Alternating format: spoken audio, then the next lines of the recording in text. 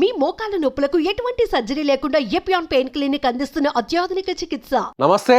ప్రస్తుతం ప్రభుత్వం ఏపీ ప్రభుత్వం కూటమి ప్రభుత్వం ముఖ్యంగా అభివృద్ధి కార్యక్రమాల మీద ప్రధానంగా దృష్టి సారించింది. ప్రధానంగా మౌలిక సదుపాయాలు, మౌలిక వసతులు, అందులో భాగంగా రోడ్లను, అంటే నేషనల్ హైవేస్ మాత్రమే ఇప్పటివరకు విశాలంగా ఉంటాయి, చాలా క్లీన్గా ఉంటాయి. అదేవిధంగా ఎలాంటి డ్యామేజెస్, రిపేర్లలో కూడా లేకుండా ఎప్పటికప్పుడు మెయింటెనెన్స్ని ఫుల్ ఫ్లెడ్జెడ్గా చేస్తుంటారు. అదే స్థాయిలో ఇప్పుడు రాష్ట్ర రోడ్లు కూడా, స్టేట్ హైవేస్ను కూడా అదే స్థాయిలో తీర్చిదిద్దాలనేది ఇప్పుడు ప్రభుత్వం లక్ష్యంగా పెట్టుకునింది. సో అందుకు సంబంధించి కూడా కొన్ని టోల్ ప్లాజాలను కూడా ఏర్పాటు చేసి ఆ ప్రభుత్వ ప్రైవేటు ప్రాజెక్టు కింద ఆ పీపీపీ పద్ధతిలో దీన్ని తీసుకురాబోతున్నారు. సో ఒకసారి చూసినట్లయితే ముందుగా 18 రోడ్లను గుర్తించారు. ఈ 18 రోడ్లలో టెండర్లు పిలవబోతున్నారు. దీనికి సంబంధించి ఒక కన్సల్టెన్సీని కూడా ఏర్పాటు చేశారు. దానికి సంబంధించిన సర్వే కూడా చేయబోతున్నారు. ఎంత నిధులు అవసరమవుతాయి, ఎవరెవరికి ఎలా టెండర్లు పిలిచాలి, అదేవిధంగా ఏదైతే ముఖ్యంగా అంటే కొంత సమయం గ్యాప్ ఉంటుంది కాబట్టి ప్రభుత్వం నుంచి ఎవరైతే గుత్తేదారులు, కాంట్రాక్టర్స్ ఉంటారో వాళ్ళకి ఎలాంటి సహకారం అందించాలి ఫైనాన్షియల్గా అనేది కూడా దీని మీద ఒక రీసెర్చ్ కూడా జరగబోతుంది. ముఖ్యంగా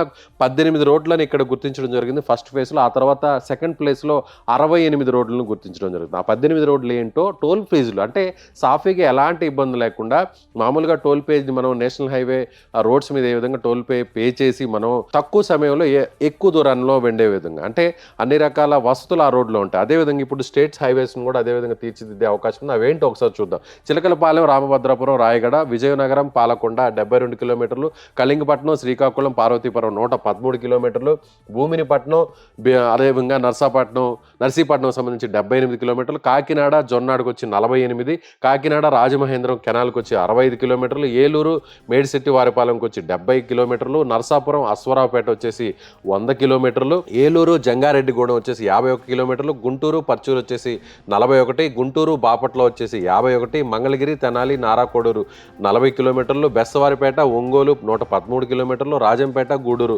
95 కిలోమీటర్లు, ప్యాపిలి, బనగానపల్లి 54 కిలోమీటర్లు, దామాజీపల్లి, నాయనపల్లి క్రాస్ తాడిపత్రి 99 కిలోమీటర్లు, జమ్మలమడుగు, కొలిమిగుండ్ల 40 కిలోమీటర్లు, సోమందేపల్లి, హిందూపురం, తూముకుంట 35 కిలోమీటర్లు, మొత్తం 1307 కిలోమీటర్లలో 18 రోడ్లను గుర్తించడం జరిగింది. అంటే వీటిలో టోల్ ప్లాజాలను ఏర్పాటు చేస్తారు, పీపీఏ పద్ధతిలో ప్రైవేటు కాంట్రాక్టర్స్కి ఇస్తారు. అక్కడ ట్రాక్టర్లు, ఆటోలు, బైకులు మినహాయించి మిగిలినటువంటి వాటికి వాహనాలకి ఎలాంటి టోల్ రుసుమును వసూలు చేయాలనే దాని మీద కూడా రీసెర్చ్ చేయబోతున్నారు. సో దీనికి సంబంధించిన సర్వే జరగబోతుంది. త్వరలోనే ఏపీలో ఉన్నటువంటి నేషనల్ హైవేస్ ఏ విధంగా ఉంటాయో ఇక మీద స్టేట్ హైవేస్ కూడా అదే స్థాయిలో అధునాతనంగా చాలా విశాలమైనటువంటి అన్ని వసతులతో కూడినటువంటి రోడ్లు మనకి రాబోతున్నాయి.